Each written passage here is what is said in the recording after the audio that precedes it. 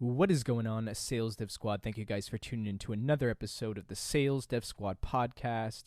We have a super special episode for you guys today. We'll be speaking with my good friend Laura A. Domínguez, who is currently actually just got a new role over at FlockJ as a career services manager. Actually had a previous encounter with her as an external recruiter. She's definitely passionate about helping other minorities enter tech sales and just expand their career horizons. But she's just super awesome and a really good friend of mine, and excited to chat with her today. But Laura, thanks so much for joining us today. How are you? Thank you for having me. Doing well. Second week on the job, lots happening. Yeah, I guess that's awesome. I guess, do you mind giving us a quick intro here for any of our viewers that might have interacted with you previously as like an external recruiter, or just kind of curious to learn a little bit more about what you're up to over at FlockJ?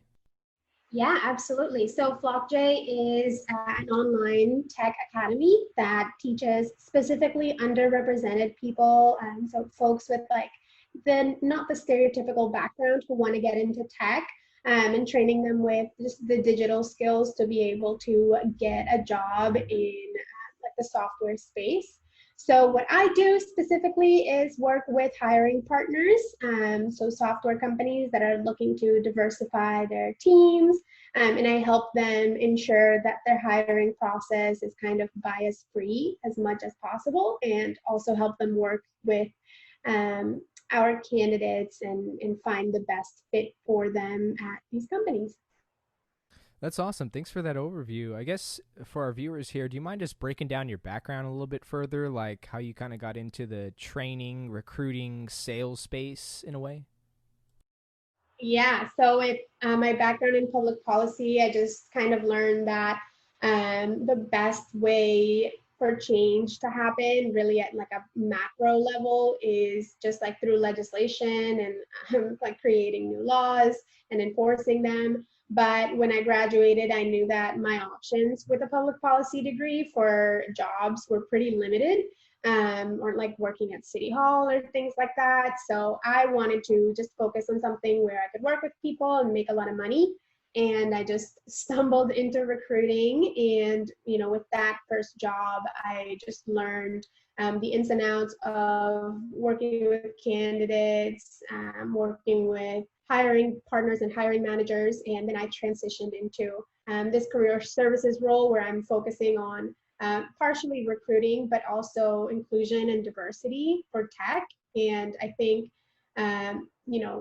there is no like legislation that requires tech to be diverse. So it has to come from companies like FlockJ that are just boots on the ground, making the effort and trying to diversify tech. And hopefully, the change from the top will happen as a result of maybe what organizations like FlockJ are doing. That's awesome. It definitely seems like FlockJ really aligns with like your values and what you hope to accomplish within tech sales. But Laura, I know that you have this saying that tech sales is the best unkept secret. Do you mind unpacking that a bit further for us and kind of explain what you mean by that?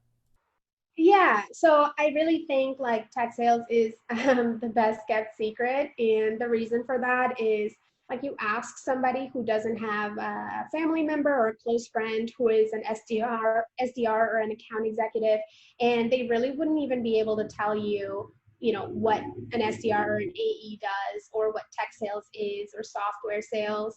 It's really kind of almost like an elite club, and not a lot of folks have access to it or know about it very much. So the idea is to just get the word out of, hey, you can get into tech, you can have a high paying job, you can be part of the club, quote unquote, without having to like have technical skills or code or computer science degree. Like if you have a sales DNA, you can totally succeed in sales. And a lot of times folks from underrepresented backgrounds have those intangible skills. And it's just about letting them know like this is an option for you, and guiding them through the process of how to break in.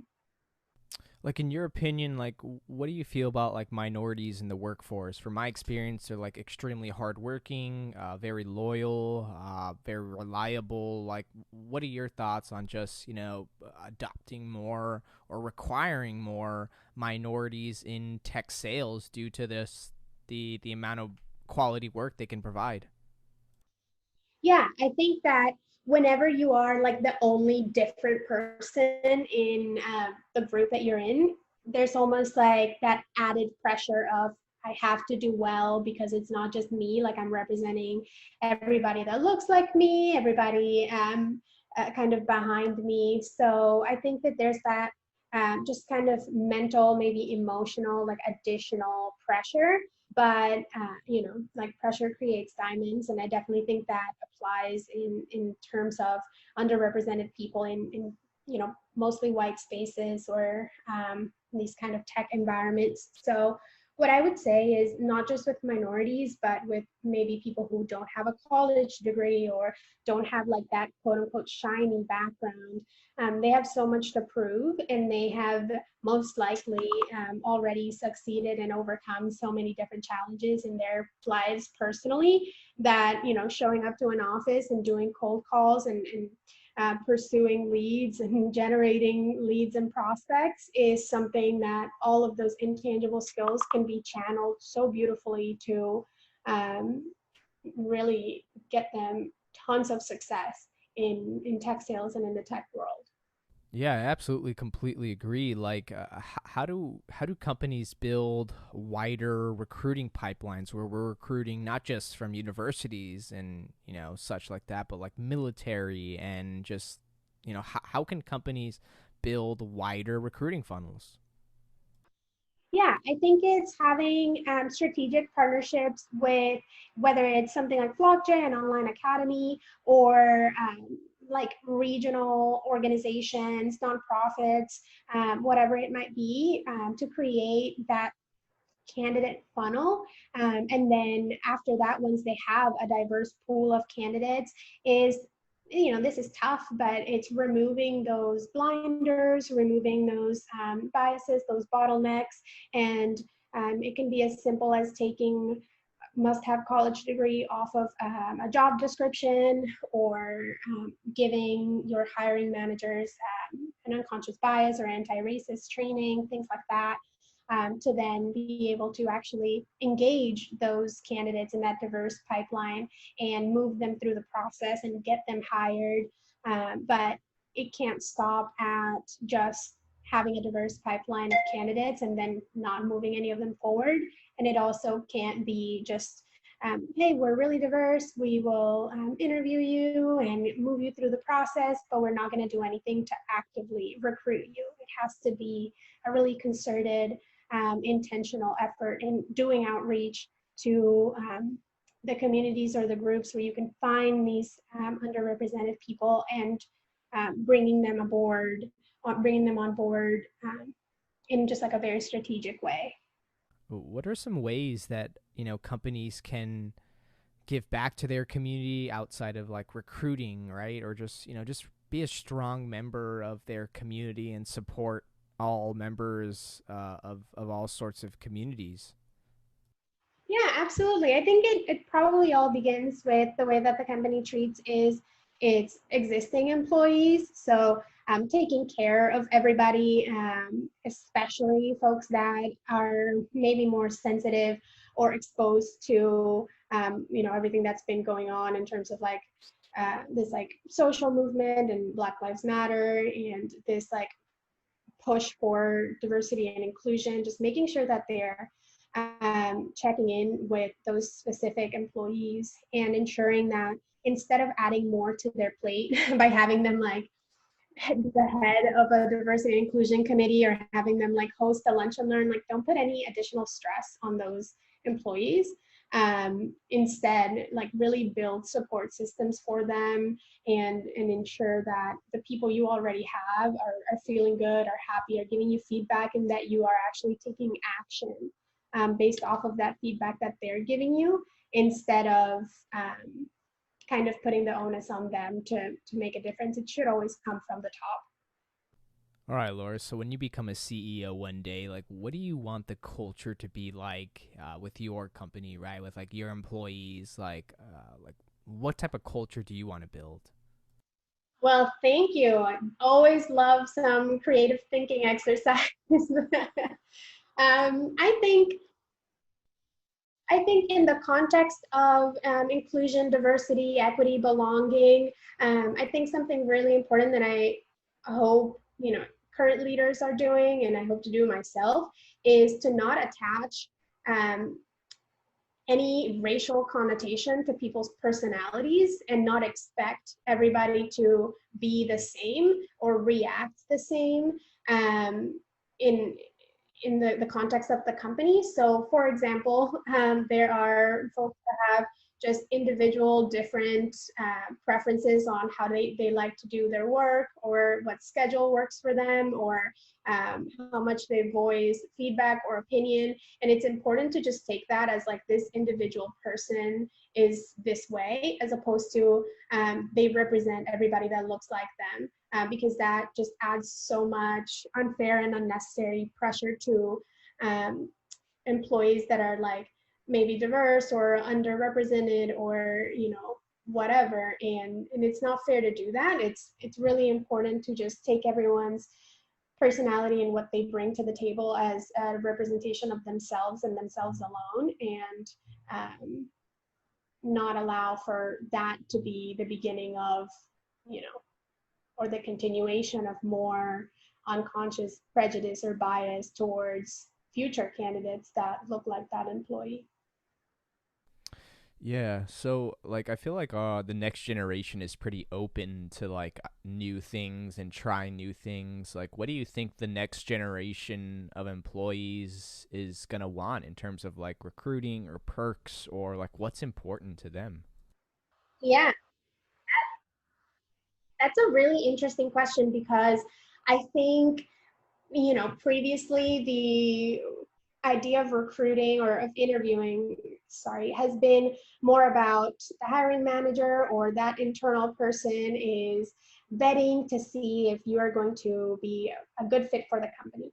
And I'm already seeing a trend of candidates flipping that around and kind of cross-examining their interviewer to see if their company is a place where they, specifically as a diverse or minority or underrepresented type of candidate, is going to be able to thrive and succeed, and not necessarily be a culture fit, but a culture add to what the company is already doing, and that they'll be included, accepted, feel like they belong. So what I hope is that new grads, recent grads, and like the upcoming generations that are going to shape kind of the workforce are not allowing companies to get away with being homogeneous, with being a kind of one size fits all type of place, and instead really vetting their hiring managers and their interviewers and saying, like, how many whatever people of color do you have currently in your team, like what's the average type of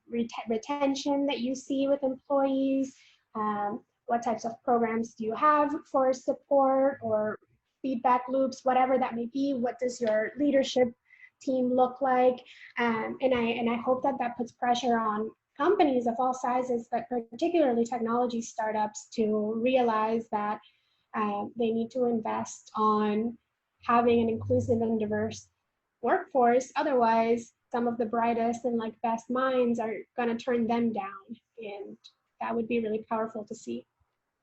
So like how do we fix like churn, right? Like employees leaving the organization. Obviously it's a huge problem in sales specifically as an example, but how can we, or companies try to do their very best to eliminate the amount of churn that happens as it pertains to their employees? Yeah, something I noticed is in sales, you almost have like a don't ask, don't tell until you're putting in your like same day notice type of strategy around transitioning out of a job. And I think that so much of that could be um, avoided by really creating open lines of communication between employees, managers, heads of departments, and just having honest conversations about, hey, this is how I'm feeling. I don't feel supported. I don't feel set up for success. This is why. Here are a few reasons. I'm overworked, or I'm burning out, and this is what I need, or whatever. And letting your manager be aware of that, coming up with a plan, whether it's taking some time off or whatever, even to the point of letting them know, like, I have been interviewing, I'm looking at other things, and not what's happening now, which is everyone's afraid. Nobody wants to talk about it. People are doing it like behind each other's backs. And next thing you know, it's like unexpected layoffs or unexpected employee leaving the company, and like nobody had any idea. Like, the goal, I think, should be to make sure that everyone is as much as possible on the same page, and trying to work together to ensure that employees are supported and doing well and aligned with what the company is trying to do, instead of creating and allowing for environments where employees feel like they have no choice but to do it behind their employer's back, because there's like fear or just like no communication. Do you think that's caused by just poor lack of leadership? Is that caused by unattainable goals? Is that caused by a combination of both? Yeah, I think it's definitely like a case by case type of problem, but I think the overarching like theme that I would point out is just, as salespeople, sometimes, we can be a little mistrusting or a little calculating or whatever. And so we're wanting to announcements are made, and we have to be realistic. Like, that is part of the way people decide on a timeline to leave a job and to stay at a job, and etc. So I think that the issue is maybe like a sales problem, and it just needs to come from the leadership to say, like, hey, I know that there's potentially money on the table or whatever, but I can promise that if you're feeling unhappy, you can come to me, let me know, we will work through it, we'll come up with a plan, or we'll simply decide, to cut ties, and it'll be amicable, and we're not going to kind of kick you out on your own and goodbye earned commission that you worked for, but rather make it so that, it's a good experience, as much as, parting ways can be for both parties involved. Wow, that's interesting. I think you're right. I mean, it is an industry problem. It's what sales is as a whole, but just kind of weird to kind of hear that. Tell you how many times in my like recruiting days I would talk to candidates and ask them, like, what's your timeline to leave, and they would say, well, definitely I can't start until after this date, because that's when my commission check like um, pays out or whatever. And that's totally fair, but I think that it would be more productive to ensure that people understand, like, your earned commission is yours, and I'd rather use your last week or last few days to hand off projects, hand off clients, make sure it's a clean, like, kind of handoff process, instead of what sometimes happens with a lot of sales organizations, where it's just kind of a sudden cutting ties, and that's the world I imagine. Yeah, one thing I notice is like, okay, if sales isn't a good fit for you, is there another place in the company that we can throw you? The cultures that I've sort of seen is sort of like a sink or swim culture. So I don't know. It's just kind of weird, but what do you think? Yeah, it's always tough, I think, from a management perspective, when your like top individual contributor tells you, like, hey, I want to join, the people ops team or whatever. And so that might ignite a little bit of fear from management, like, oh, this person is not passionate about sales anymore. We have to double down on micromanagement. And that's something, it's like a fair human response, but I think the better way to approach it would be just to make sure that in any way possible you could create hybrid roles for top performers, so that they're also not just kind of pigeonholed into one position. And the beauty of startups is that you can pick up side projects, you can wear multiple hats and prove yourself in that other kind of like segment or department or role that you're interested in, and then make a case for yourself to be permanently moved. But I know that it can be tough sometimes when you're doing really well in sales to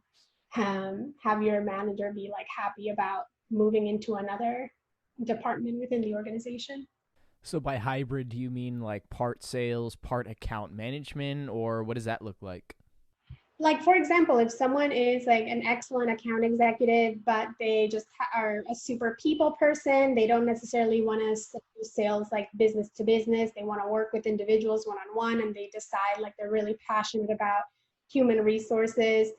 Creating a hybrid role where that person in some way can still contribute as a part of the sales team, but also maybe they can help guide the interview process and work with the people operations team, and maybe create a longer, more comfortable transitioning process for them laterally within the company, as opposed to just saying like, hey, I know you really like people ops, but you're a salesperson, so that's it, that's your role. I think that creating that would make an organization really exciting. And I know that the companies I used to work with that would be open to someone coming in as an SDR and then exploring, hey, if you don't want to move into AE, which is the next kind of logical step for many people, but instead you're interested in different things, we have that ability to accommodate, whatever your strengths and passions align with. And I think that really contributes to a culture of happy people and productive employees. Yeah, I've never seen that before or heard of that before, where you could basically leverage multiple of your skills and sort of help out different departments within a single organization. And I think there's something really valuable about your people ops team understanding exactly what the sales team does, understanding exactly what marketing does. I mean, there are companies, some of the most successful companies, like the Wonderful Company or like Pepsi, all of these giant corporations, they have 1 or 2 year rotational programs. Well, they'll hire a recent grad, they'll put them 6 months in accounting, 4 months in whatever, like 3 months in marketing, 4 months in human resources. Find out what where their strengths lie, and then give them a few options to join that department full time. And then by the time they do that, after the year or two rotational program, they have an excellent understanding, or at least a solid baseline of what each part of that company and that business does and how they go about it. I think that's a lot more powerful than having people who are super, specialized in just one thing and are just completely cut off from what other departments are doing. I mean, that could change the way companies operate. I mean, who would want to leave a company where you sort of have those opportunities?